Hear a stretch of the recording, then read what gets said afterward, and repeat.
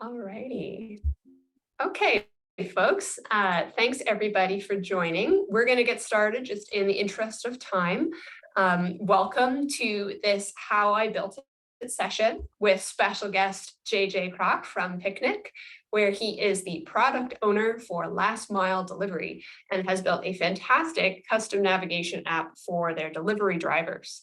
I'm Marina, the customer community lead at Mapbox. I'll be moderating this session. We're going to start with a presentation from JJ and then take questions. So if you have questions, feel free to put them into the chat, or you can wait until after the presentation and raise your hand, or you can send me a host message with the direct question as well. All right, and with that, JJ, over to you. Yes, cool. Thanks for the introduction, Marina. So my name is Joris Jan Kraak, or you can just call me JJ. I'm the product owner of Picnic's last mile delivery tools, and very excited to share what Picnic and what Mapbox has meant for Picnic and what we hope to work on together in the future. Cool. So maybe good to start off with what Picnic actually does. So we are an app-only online supermarket, and we offer the full convenience of having groceries delivered to your door. We do this on time and with the lowest price. So maybe a bit of history. So when I joined Picnic in Amsterdam in 2014, there was still not much more than a bold idea. Because back then only 1.5% of grocery sales in the Netherlands went through the online channel. And the founders, they saw an opportunity there. So because they saw that customers did order books, clothes, electronics online, so why not groceries? For that, they did some research, and they found three main reasons why customers were not doing this. So one is they were lacking trust in quality. So when you go to supermarkets, customers want to feel their mango is ripe, like not too ripe and also ripe enough. Second, it was very often very costly to get your groceries delivered. And if you do this every week, it can quickly become quite expensive. And third, it was frankly very often inconvenient for customers. They had to stay home the entire afternoon while they could also be out doing nice things. So our founders thought, surely we can fix that. And how did they thought this? What they think this is possible? Doing three things. So one is offering high quality fresh products by having a short supply chain. Second is offering free delivery and the lowest price guarantee. And third, by offering only 20-minute delivery windows, customers don't have to stay home the entire afternoon. And we also offer always a slot that's available for the next day. So that was the core proposition that they thought of, and we implemented it. And then we I'll explain a bit how that is going. So now we're 8 years later. We are live in France, Germany, and the Netherlands. And in general, you see that the online market for groceries has grown massively. And in fact, Picnic is the main player in most cities where we operate. So it looks like our proposition has paid off. And you might wonder then, how did we make this proposition happen? So happy to talk about that. Basically, it's all DIY, doing everything ourselves. And it means everything from start the whole supply chain from the supplier to the customer. Also doing the hardware and software ourselves. Some nice examples I show here, like earlier this year, our Dutch king, he opened our custom built fulfillment center in the Netherlands. We have another one coming up in Germany. Then every week we launch dozens of Picnic, beautifully designed Picnic products. You can really see examples here that they are really designed to look nice on your breakfast or dinner table, instead of the product needing to scream at you from the grocery aisle, competing with other things. And finally, one of the things with which it all started was our green Picnic vehicle.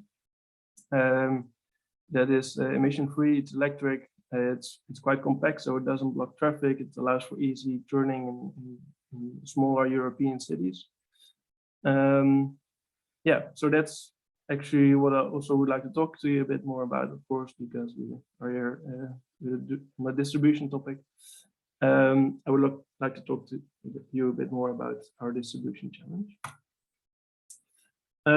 Because I already mentioned, we have quite an ambitious proposition, 20-minute delivery window. The target is being 99% of the time on time in that window.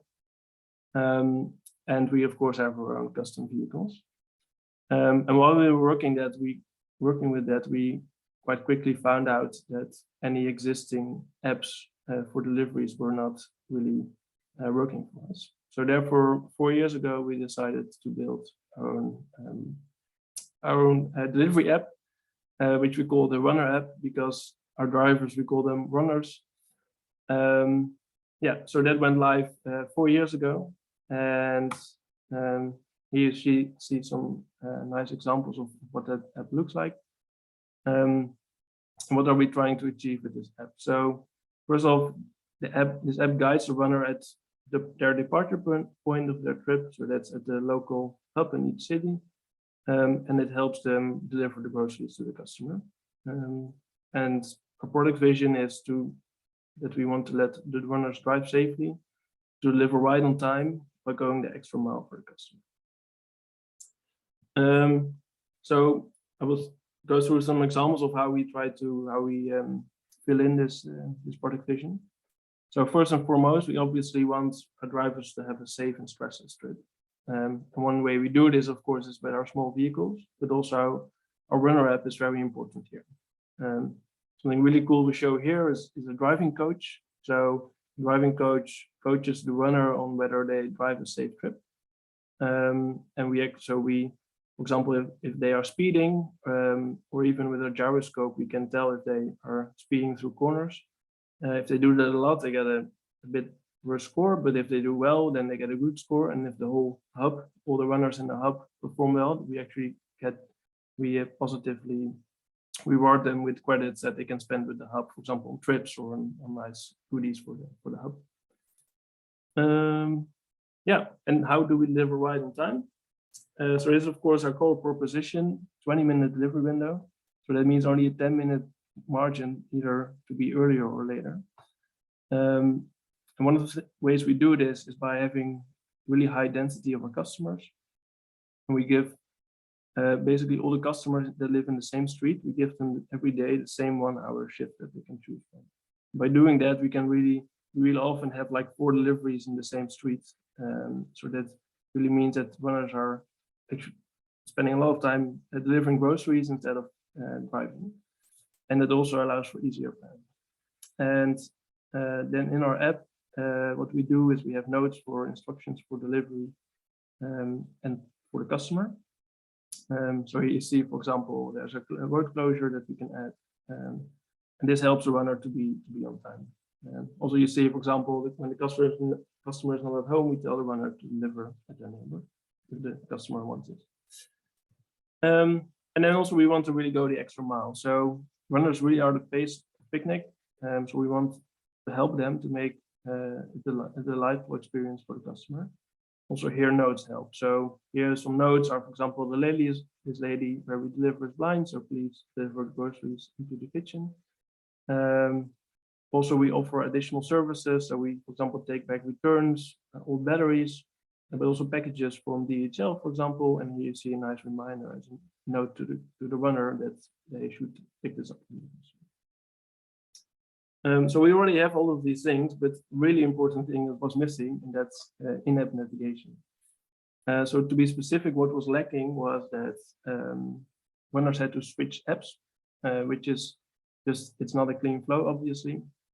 And also in areas where there's bad internet coverage, it was really annoying, because then you cannot start a new route when you don't have any internet connection with external apps. Second, there was no custom routing. So our vehicles are higher than regular cars, so they cannot drive everywhere. And also they have some of them have a limited speed. So then we don't want to drive on high-speed roads. So we had no control over these routes. And finally, we also had no control over what we showed. So we could not highlight an address nicely. We could not show any hazards that were relevant for the vehicle. We could also not incorporate any other instructions in the navigation. So therefore, we realized we really need in-app navigation, and then we looked into the market, see if everything was out there, and one of the parties was of course Mapbox. And we had three requirements that we looked at to judge Mapbox. So one was data accuracy. Second and third is customizable routes and navigation. It was really we wanted to get from this in-app navigation. So first on data accuracy, we were very content with Mapbox. In any cases where there was like particular data still lacking, Mapbox was really eager to work on structural improvements and did this quite quickly. And then for local one-off changes, you see here, there's a really nice tool, feedback tool that you can use to provide feedback on data mistakes, and they have an excellent SLA for fixing these issues. The second, customizable routes. So here you see an example of where regular navigation would let the driver go over a high-speed road. We actually want them to take a detour on a bit smaller road. And with Mapbox, it was quite easy to add to this customization. So we can avoid high-speed roads and specific height restrictions. Also, we can even tweak it granularly by providing black roads that need to be blacklisted. I mean, what's even nice is that we can use the same routing for navigation and for planning. And then what was especially nice also for developers is that the navigation was really customizable. So I think you see the nicest current example is this is the window that they see when they get within the final 100 meters near a customer. There's a 3D house that's being highlighted, so it's really easy for them to see where they need to be. The house number is highlighted really big, and also here you see we actually can show during the navigation on which side the crates are located in our vehicle. So that means that they actually know which side is most convenient for them to park, so that they can unload on the less busy side of the road.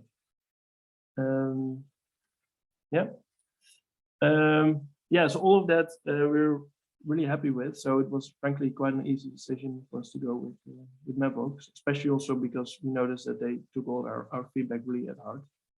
And by now Mapbox is live in all our apps, both for route planning as for the in-app navigation. This in-app navigation we have branded Picnic Nav, really to give it to also grow excitement within our runners.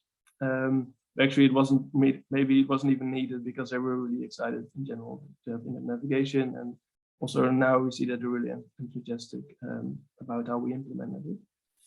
And they can't wait to see what's next. And see, we're short on time, so we'll quickly go through that to talk about what's around the corner for us. So again, here with product vision, how we really help there. One is driving safely. So before runners they were able to get an audio alert if they were near a geolocation that we know is a safety hazard. But then runners were often not sure. They heard something, but they weren't sure where it was. And now on the map, we can actually show where the safety hazard is. Another nice thing is that we can, with Mapbox SDK, it offers a nice easy way to provide feedback on any data inconsistencies. That obviously also helps with safety, but also with driving more efficient trips. Then how do we get to the houses on time? I think something really cool what we can do now is, because our density is so high and customers really often live close to each other, runners often have the case that they don't have to drive in between customers. Now we can help them and show them in advance, oh, your next customer is actually really close by, so maybe you can park in between. And if you do, you don't have to get in the car again and start up your navigation and then see, oh, it's actually right around the corner. So that will be a really big efficiency boost as well. And then going the extra mile for customers. So one thing we're working on a lot is having these notes for customers, showing them maybe a bit already during navigation. Also because some notes are relevant for the driving itself. So here you can see, like, we can give the runner a way to pull up these nodes if they, for example, if they're standing still in front of the traffic lights. Also, something we're thinking of is having audio notes being played, so you don't have to read while you're driving. You can just play select the play button to play these audio notes. And finally, going an extra mile for runners as well. We are this year we're adding some nice Easter eggs for Christmas with a Christmas tree here. Yeah, and sorry, my coffee machine is going off. That's the presentation. Really excited to go forward with Mapbox and hope for many years to come. And if there's any questions, happy to hear them. Lovely, JJ. Thank you so much. That is a great overview of all that you've built and just fantastic driver support that you're building there. Okay, I do have a couple questions that have been submitted to me directly and then a couple in chat. So first one, you mentioned testing Mapbox against other options when you were choosing what to build. What did that testing program look like? What metrics were you looking at? Yes, so we really looked at a lot of metrics. So, well, first of testing was really doing a POC to see if we could really integrate the SDK nicely in our app. So because we built our app in React Native and the SDK was in native, but in the end we were quite easily able to build a wrapper around that. And by now we actually have like also building some of these components in the navigation that are actually built in React Native, so that works quite well.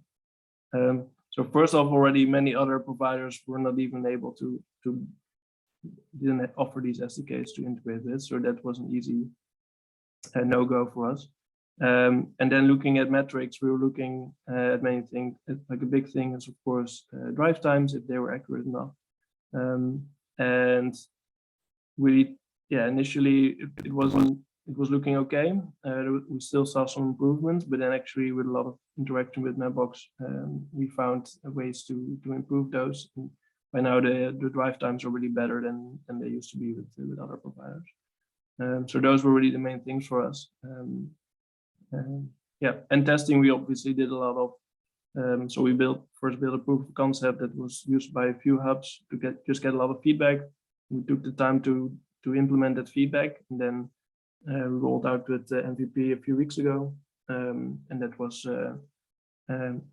yeah. And then even during that MVP, we still got some feedback, of course, but that was also really easy to implement in the weeks following. So we had an easy go in a few weeks. Awesome. All right, another measurement related question. So Rochelle asks, how does Picnic use Mapbox to measure driver performance, including scoring drivers? So could you say more about driver performance measures, JJ? Yeah, good question. So I think at the moment we're still doing most of the scoring ourselves, based, as I mentioned, on speeding and on and corner scores. But for example, the speeding, we have this whole logic now in our backend based on geolocations to determine with map matching to determine speeds. But actually, we're thinking to just build that into the SDK so we don't have to do those calculations ourselves, and actually can already provide feedback to the runner during their trip instead of doing it post factum. So that's something that's really useful for us. Yeah, so that's actually the main way we're currently judging our drivers. Another thing is of course more like customer feedback relating that to our runners, but that's a bit unrelated to the navigation. Yeah, and we're also thinking about like adding more feedback features in the future for these runners to that they can tell on how the trip went, etc.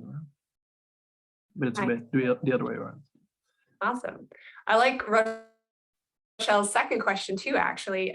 How does Picnic account for external factors like events around town, like a huge holiday market that might affect what roads drivers can take? Yeah, good question. So I mean, a big thing is that the Mapbox also has this data available, but it goes a bit both ways. We also only recently rolled out, so we still have to see a bit how it goes with these big events. But also a big thing from our end is we also tweak when customers can get delivered, right? So if certain areas are really blocked off, then we just temporarily block the slots for these customers during this period. But yeah, in general, I think Mapbox already does a lot. And of course, you can also provide feedback to say if there is a temporary blockage. But in the future, we also want to have like to be able to respond really even faster by building our own way to blacklist roads temporarily and have this instantly incorporated in our app, so that as soon as hub leadership says, okay, this road is now blocked off, that our apps instantaneously request routes with these roads blacklisted. So it should have immediate impact. All right, I know we're just a little bit over, but just we'll choose one more. JJ, thank you for the presentation. What is the next big thing in last mile delivery that you are excited about? Nice question. Yes, so what I'm really excited about, so I think big things that will continue to happen is that we see quite some consolidation in last mile delivery. We also, as I mentioned, we take back packages from customers. I think you see a lot of miles being driven through neighborhoods that are just a bit unnecessary if we do better optimization. So I think that optimization can come from companies themselves by doing consolidation, but in the Netherlands, we're already seeing that some governments actually start enforcing that there's less trucks driving through cities. So that can mean like smaller, friendlier vehicles, electric vehicles, but also by enforcing that just the miles that are driven are lower by having smart last mile delivery options. That one other really cool thing I think we start seeing more is usage of cameras together with AI heads-up displays. I can think of dozens of features that can be helpful for us. Like obviously for example, finding a parking location. I really hope we can do auto parking at some point as well in the future. And should have a huge safety improvement. So we already see this a lot, of course, with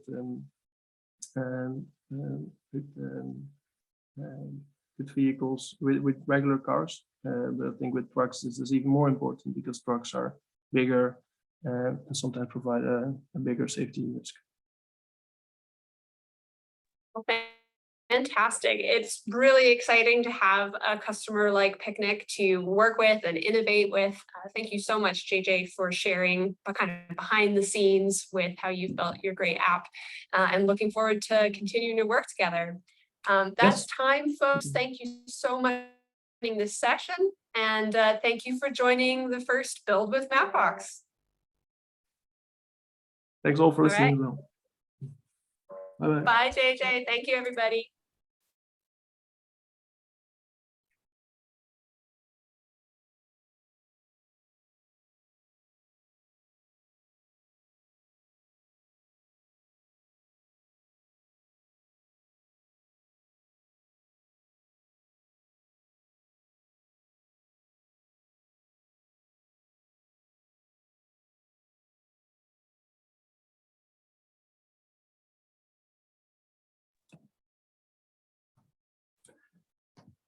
Still reading the chat, but nice.